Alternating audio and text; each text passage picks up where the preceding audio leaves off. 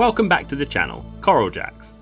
I'm Jackie, and in this video we'll be sharing our top pick of the best Neolithic sites in South Wales. We'll start just 10 miles from Swansea City Centre with two strikingly different sites on Gower Peninsula.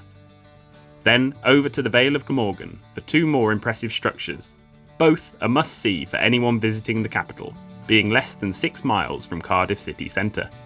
To travel to all four, you'd cover just over 50 miles, so they can be squeezed into a single day trip or spread over 2 days if you have the time.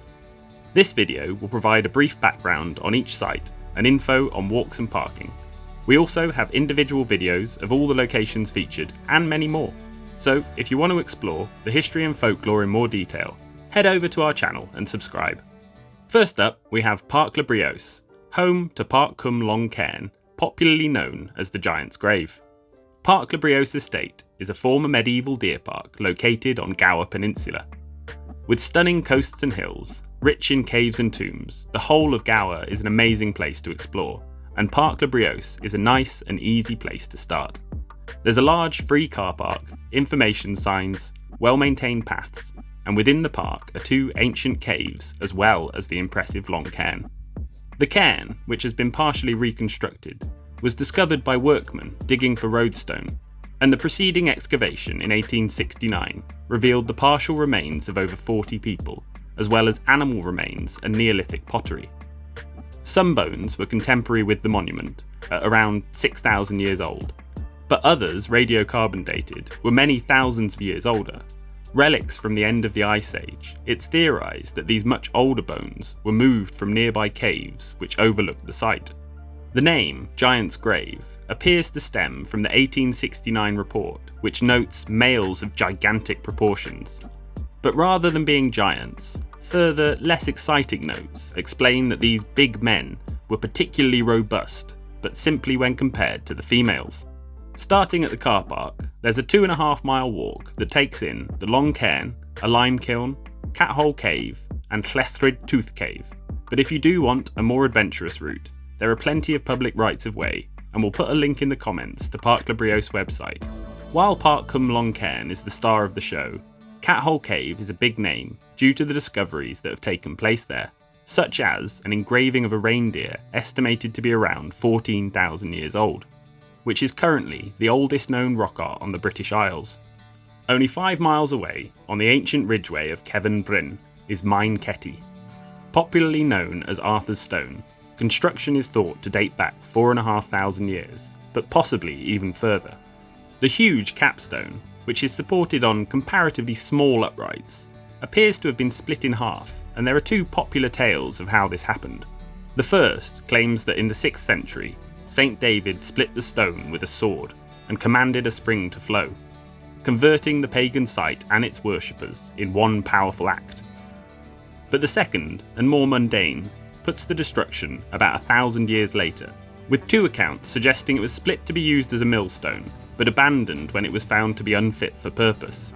But how did it come to be here in the first place? Well, thought to be a glacial erratic dumped by the melting ice, Neolithic man may have converted it into a monument by digging beneath the stone to erect the uprights.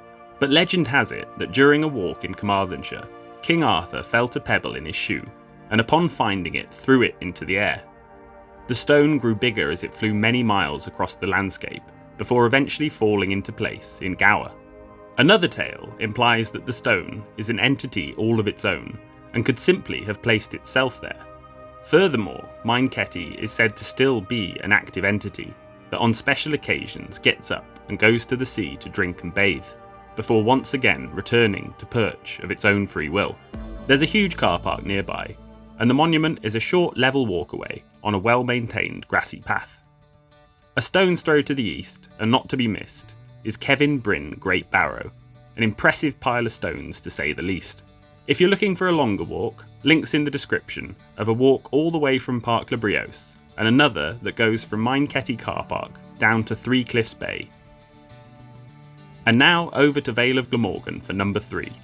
Just outside Cardiff and a mile from the village of St Nicholas, we have Siambr Gladdi Tinkinswood. Estimated to be around 6,000 years old, it's similar to Parc Long Cairn in both age and design. but oriented roughly east-west rather than north-south. Discoveries during excavation were also similar, with the remains of 50 people, animal bones and pottery being found.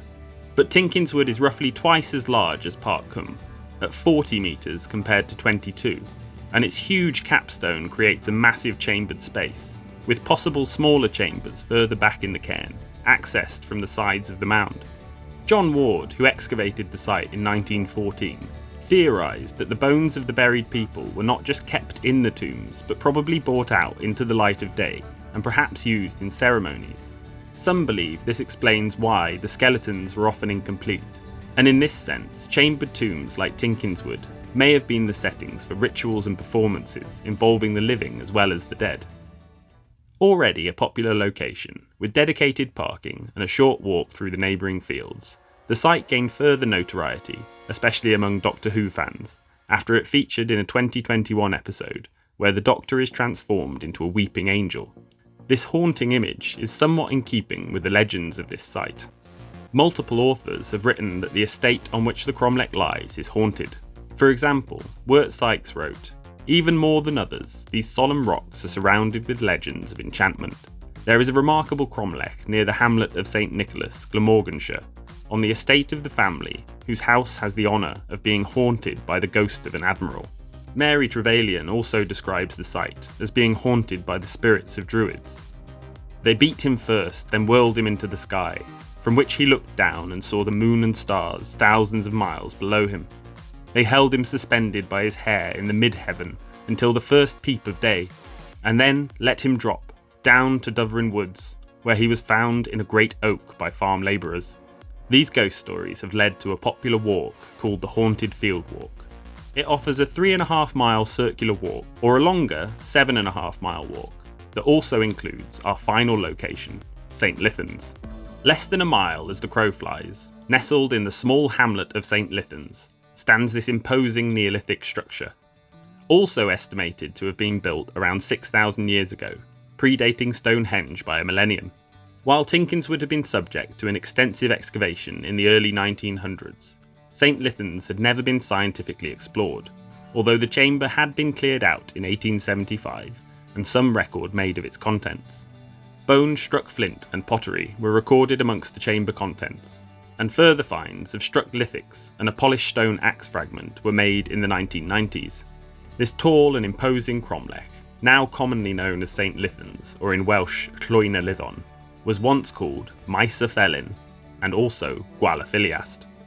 Maes y Felin translates from Welsh to the mill field. Some suggest this relates to the legend that on Midsummer's Eve, the capstone of the dolmen spins 3 times, then goes to the nearest river to bathe. A strikingly similar story to that at Maen Ceti. Another similarity is the alternative name's association with ancient folklore and Arthurian legend. Gwal y Filiast translates roughly to the greyhound's lair, which apparently stems from the goddess Ceridwen turning herself into a greyhound, or the presence of the demonic hounds of Annwfn around these monuments, thought to be gateways to the otherworld. The legendary King Arthur is said to have embarked on an expedition to this otherworld, where he hoped to steal the Holy Grail, often interpreted as Ceridwen's potion. Whether you visit these types of places to contemplate the history and connection to our distant past, to wonder at the magic and legends, or simply as a stop-off on a beautiful walk, these 4 will not disappoint. Grand enough to arrest the attention of even the most logical thinkers, and mysterious enough to puzzle even the most cynical mind, we find ourselves drawn back to these amazing places again and again. And if you made it this far in the video, we highly recommend visiting all of these sites. And subscribe to our channel to find more and more stunning locations to visit.